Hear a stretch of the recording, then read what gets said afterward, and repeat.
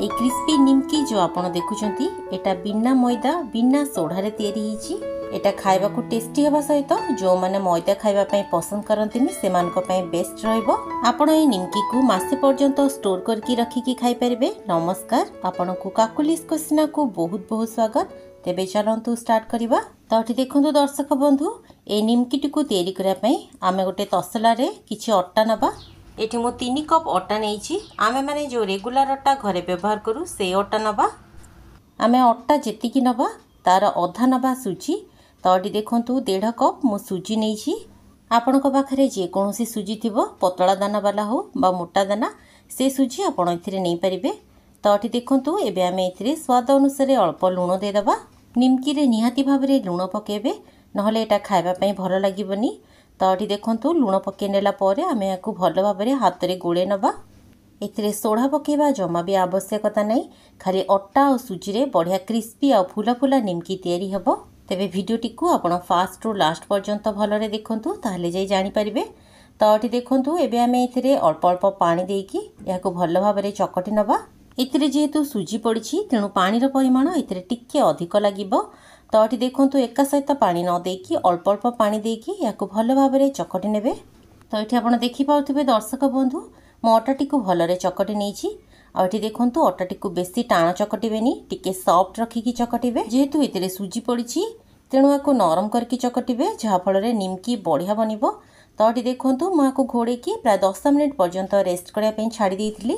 10 रु 15 मिनिट पर्यंत निहाती भाबरे आपण अट्टा को रेस्ट देबे, नहले निमकी भलो हबनी। तो एठी देखंतु 10-15 मिनिट परे आमे अट्टाटी को आउथरे भलो भाबरे चकटी नबा। और एठी आपण देखि पाउथबे अट्टाटी बढ़िया सॉफ्ट बनिछि, कारण मु याकू नरम करके चकटिथिली।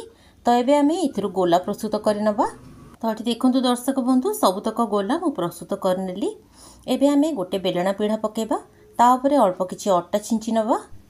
अल्प अट्टा छिंचिकी आमे प्रस्तुत करके रखिथिबा गोला को पतला करके बेली नबा। तेबे दर्शक बंधु, आपण माने ए रेसिपीटी को केउ सहररु केउ गाँरु बा केउ देशरु देखुचंती कमेंट बॉक्स रे कमेंट करिवे, जहा फଳରେ मु आपनकु धन्यवाद दे परिबी। तो एठी देखंतु ए रुटीटी को ए भलिया पतला करके बेलिबे। रुटीटी को जम्मा भी मोटा करके बेलिबेनी, नहले निमकी भलो हबनी। तो एठी आपण देखि पाउथबे मु जो भलिया पतला करके बेलिछि सेई भलिया आपण याकू बेलिकी गोटे छुरी साहाय्य रे एभलिया भाबरे काटि नेबे। आपनकु निमकी जेमिति पसंद आपण सेई शेप रे याकू काटि परिबे। तो एठी देखंतु मु याकू 4 कोणिया साइज रे काटि नउछि। मु ए निमकी टिकु टिके बड़ बड़ रखिबी, तेणु बड़ बड़ साइज रे काटुछि। आपण याकू पतला पतला लंबा लंबा स्लाइस रे मध्ये काटि पारंती।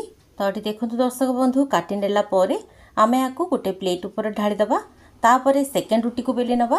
तो एठी देखंतु सेकेंड रुटी को बेलिकी मध्ये ए भली भाबरे आमे निमकी काटि नबा। आपण जेतिकी बड़ तेल करे बसौजंती से अनुसार 2टी किंबा 3टी रुटी को बेलिकी निमकी काटिबे। आ मने रखिबे, तेल करे रे एका थरे बेसी निमकी पके देबेनी, नले निमकी फुलिबा पई असुविधा हबो। आ गोटे टिप्स मने रखिबे, एका सहित बेसी निमकी काटिकी रखि देबेनी, नले निमकी ता उपरे गदा हेकी फुलिबा पई असुविधा हबो।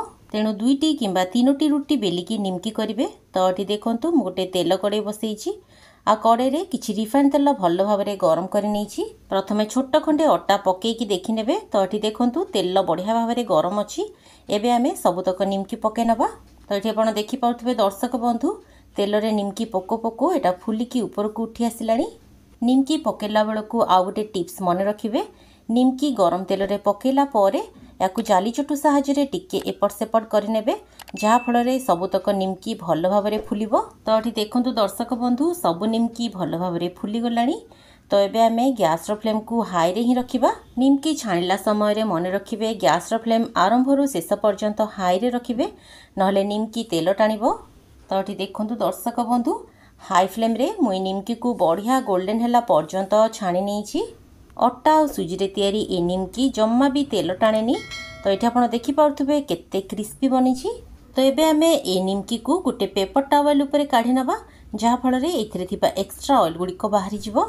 आपण ए क्रिस्पी और टेस्टी निमकी को चा सहित किंबा इवनिंग स्नैक्स रे मध्ये खाइ परिबे, बहुत ही बढ़िया लागिवो। तेबे निमकी टी केमिति बनिछि चलंतु मु आपनकु देखौछि। तो एठी देखंतु दर्शक बंधु, यार आवाज सुनंतु। निमकीटी पूरापूरी ठंडा हो गला आपण या गोटे एयर टाइट कंटेनर रे मासे पर्यंत स्टोर करके रखिपारे। तेबे निश्चय बनातु।